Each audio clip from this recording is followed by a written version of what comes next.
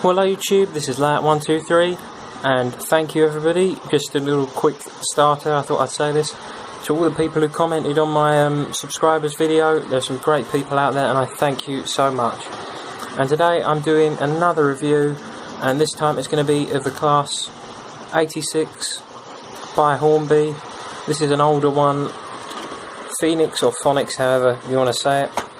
And yeah, I picked this one up at a train fair a few months ago, and well, what can I say? To start off with, I was very impressed by the look of it. I mean, I've never really got into pantograph locos, but this one really caught my eye and got my attention. I think it was because of the price, really. It was only £25, and I thought at that price it was worth taking the punt on it.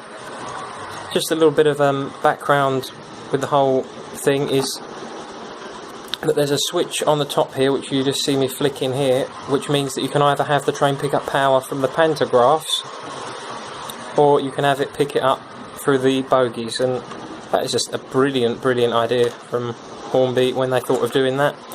I do really like the livery. I think that's very nice with the yellow ended style of it, or custard dipped as some people have called it in the past. Static buffers, which don't do anything, but I'm not really fussed about sprung buffers. They don't really do anything for me. If we look at the underneath, in the middle it is built in Britain, which is something you don't see very often these days.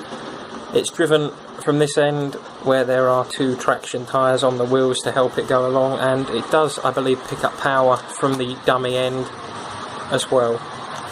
Standard wide tension lock coupling at the front, which is very nice and easy to use, and much better than, I know I say it every video, the modern Bachmann ones like the ones down here. But yeah, all in all, pretty good. If we have a look at the top, there's some real intense detailing on the top, which I absolutely adore and think is brilliant. Very nicely detailed. I can't fault it, I have to say. All in all, with the look of the train, I can't really fault it. But obviously I'm going to pick a few faults that I have found with it. One thing is that on the one I bought, and I know this is a bit picky, the pantograph is not adjustable. It's got stuck in that upward position, which is better than it being stuck down. But if I sort of zoom in on it, you can see it isn't quite right, because it's just not quite at the right level. I mean, that is just being ultra critical, and that's just this one. I mean, you might have one and it might be perfect in that aspect. And also, if we're going to be ultra critical, I don't really like the fact we don't have any sort of cabin. Well, we do have cabin detail, but it'd be nice to see a driver in there. And I know I say it time and time again, you must all get sick of me saying it, but if we have a look, there's nothing. So it's a ghost train. And how many times have you heard me say that on this channel? The words ghost train. But it's come from that same sort of breed that Hornby started and still seem to do today, of simple locos. If I just get another couple that I'll show you. And there in the middle we have the 25, and that is a very basic locomotive, and it's done in the same principle as this, in the sense that it's driven from one end with the traction tyres, and all the way over here at the far end we got the 22 BOBO, which is very nice in its own way as well. But if I'm honest, I think that all three of these were made in a time when the locos were good, because the detailing is to a good level and things don't break off like on the Helgian and some of the modern Bachmann locos, and even the Hornby sort of extra detailed stuff. But they run really well. They're easy and simple if something goes wrong inside to repair within reason, and they just really are quite stunning, and I really like this time period of loco. I can't deny I'm hooked on it, really, I have to say. You can see that they're all sort of the same shade as well, of that BR blue, which you can't beat, can you? Let's face it. And this is what I was talking about though. This one's got a light in the top here where we've got the, well, whatever you want, I can't think of what that number is. It might be something like the running number, possibly, but I'm not very good with numbers and trains. But yeah, that lights up that board at the top, and it did on the other end as well. And then on this one there's no lights, and this one there's no lights, but with this one I just feel it's the higher end sort of loco, and you feel it should have lights in it maybe, if you're being ultra critical.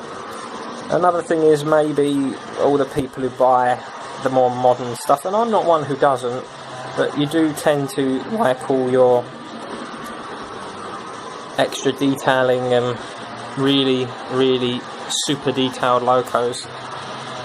But I just quite like the simplicity of it, if I'm honest, and I think it's really nice. And yeah, I can't think of much else to say about it. It is just a great, great locomotive. My one final sort of fault with it is the fact that I can't get it to go around my middle loop because the drawbridge is too low and this one won't adjust, so it's stuck there and it takes out the drawbridge. I found that out the hard way. But yeah, all in all, if I'm rating it out of 10, I'd definitely give it a good 8 or 9, because I just think it is a great loco. And when we take it over to the layout in about 3-4 seconds, you'll see why.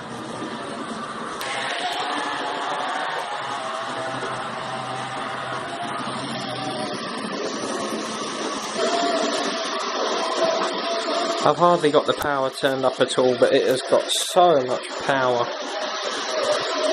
It is unbelievable. Really nice model.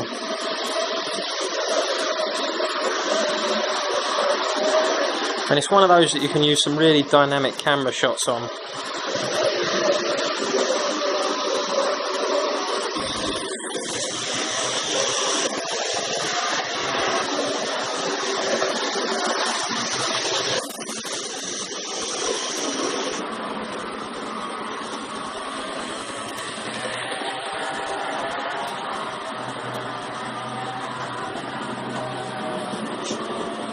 There we are. I suppose you could also argue the fault is slow speed performance isn't its, well, best asset, but all in all, I can't say much is wrong with it because I think it is a great train. And if you have the money, they're cheap enough to buy nowadays. So, get on down to the bank and get buying. And that's pretty much it for today, guys, and like I always say, thank you very much for watching, and see you all very soon. Bye bye.